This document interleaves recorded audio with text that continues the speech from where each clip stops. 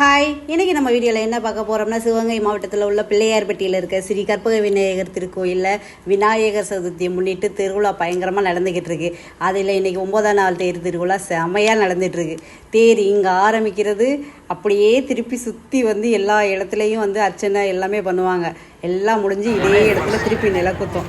இந்த ரவுண்டு பெரிய ரவுண்டு, அந்த தெப்பம் இருக்குல்ல, தெப்பம் பிள்ளையார்பட்டி அந்த பிள்ளையார் கோயில் பின்புறம் வரைக்கும் சுற்றி வந்து முன்னாடி வந்து கரெக்டாக எங்கே ஆரம்பித்தோமோ அந்த இடத்துல வந்து நில குத்திட்டு சூறையெல்லாம் விடுவாங்க. சூறை விடுறதுன்னா வாழைப்பழம், அப்புறம் கொஞ்சம் பூவு, இது மாதிரி ஐட்டம்லாம் சூறை விடுவாங்க மேலேருந்து. அதை கேட்ச் பிடிச்சா நல்லதுன்னு சொல்லுவாங்க. சின்ன பிள்ளைங்களுக்கு திருமணம் ஆகாதவங்களுக்கு திருமணம் நடக்கும் அப்படின்னு சொல்லுவாங்க. இங்கே பாருங்கள், தண்ணி எவ்வளோ தெப்பத்தில் தோண்டி போட்டிருக்காங்கன்னு.